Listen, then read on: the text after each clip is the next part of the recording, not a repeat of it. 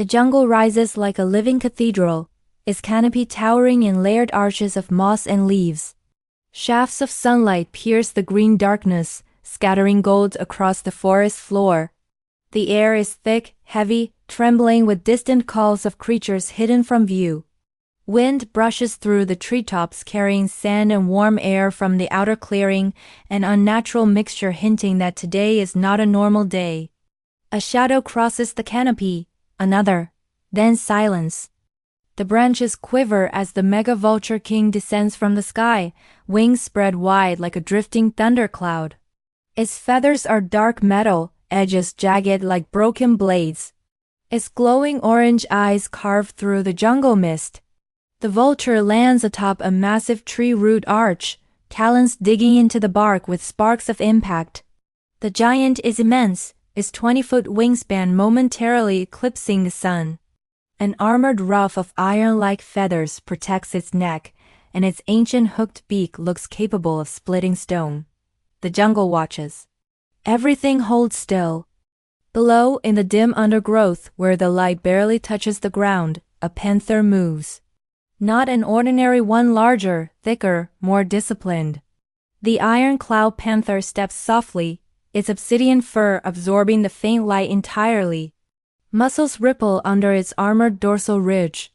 Its teal eyes glow with hunter's focus, calculating every shift in the air. Each paw is armed with retractable claws of steel-like hardness, and its long, flexible tail twitches, a perfect counterbalance for the treacherous terrain. It senses the intruder above. The Vulture King tilts its head sharply. It knows it is not alone. Its orange eyes scan the shadows, a predator of the sky trying to comprehend the darkness of the earth. The sky belongs to it, a kingdom of wind and sun. This dense, suffocating green is a challenge to its dominance.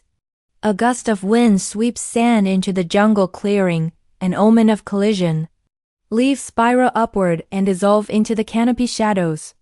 The Vulture King lets out a piercing shriek, a sound like scraping metal that echoes through the trees, a declaration of its claim over this territory. The panther emerges, stepping from the undergrowth onto a rocky platform. It does not roar. It simply watches, a silent, obsidian statue of coiled power. The contrast is absolute. The airborne titan, plated in iron and shadow, against the grounded hunter, a being of pure, fluid muscle and stealth. Sky versus ground, sand versus jungle. The ancient conflict is about to be renewed. With a deafening crack, the mega Vulture King launches from his perch. It doesn't just fly. It falls into a sky dive strike, a living missile aimed at the heart of the jungle.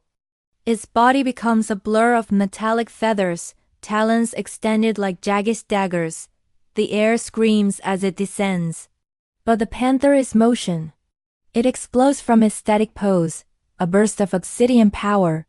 As the Vulture King's talons are about to connect, the Ironclaw Panther executes a root pounce ambush, leaping sideways with impossible speed.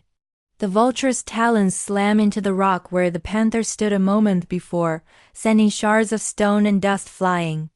The impact carves deep gouges into the platform, a testament to the sheer force of the aerial assault. The Vulture King pulls up, its massive wings beating against the air, creating a wind-shock burst. A vortex of sand and leaves tears through the clearing, ripping foliage from the trees, and momentarily blinding anything on the ground. The noise is a low thunder, the power of a storm concentrated in a single flap of its wings. Through the swirling debris, the panther is already moving. It uses the vulture's attack as cover, sprinting towards the base of a colossal vine-choked tree. Its movements are a symphony of agility, weaving between roots and under low-hanging branches. It climbs, its steel-like claws finding perches in the bark, ascending with a speed that defies its size. It becomes one with the jungle's vertical world. The Vulture King circles above, its orange eyes tracking the motion below. It sees the panther scaling the tree and adjusts its strategy. It cannot fight the creature in the tangled heart of the foliage. It must draw it out. The vulture swoops low, not to attack, but to intimidate. It performs a barrel roll, its jagged wingtip shearing through the upper branches of a neighboring tree, sending a shower of wood and leaves cascading down. The panther reaches a thick horizontal branch nearly 100 feet up. From here, it watches the vulture's aerial display, its teal eyes glowing with cold intelligence. It knows the sky is the vulture's domain. To win, it must bring the sky down to the earth. The Vulture King comes in for another pass, this time an aerial sandblast maneuver. It angles its wings, catching the wind and sand from the clearing and funneling it upwards into a focused abrasive cloud aimed directly at the panther's perch. The blast is blinding, a stinging torrent of grit and air. The panther braces, its dorsal armor ridge deflecting the worst of the assault.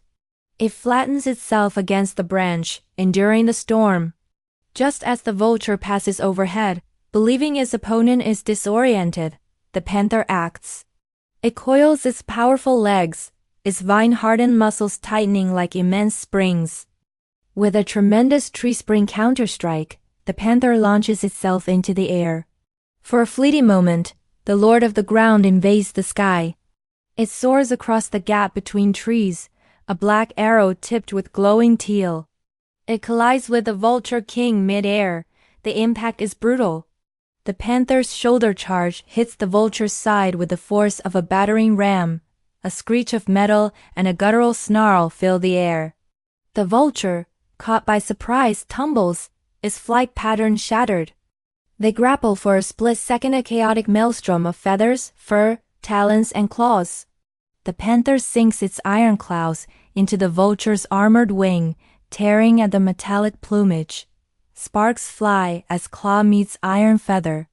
The Vulture King, enraged and wounded, retaliates. It twists its body, trying to bring its hooked beak to bear, but the panther is too close, a writhing mass of muscle and fury. Instead, the vulture uses its most powerful weapon, its wings. It beats them with frantic power, trying to shake the panther off. They plummet together, a tangled mess of warring predators, crashing through the canopy.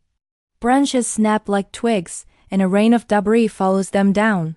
They land hard on the jungle floor, the impact sending up a plume of dust and soil. The vulture is out of its element, its massive wings cumbersome and awkward on the ground. The panther, however, is home. It disengages, landing with practiced grace, and immediately circles its downed opponent. The Vulture King struggles to rise, one wing bent at an unnatural angle. Its iron feathers are gashed and torn, the metallic sheen marred by deep scratches. It lets out a frustrated, pained cry, a sound far different from its earlier cry of dominance. It attempts a last-ditch attack, a root-snatch talon strike, lunging forward on its powerful legs and swiping with its good foot. The talons are still deadly, capable of crushing bone. But the panther is faster. It dodges the clumsy lunge and counters with a vicious ironclaw slash.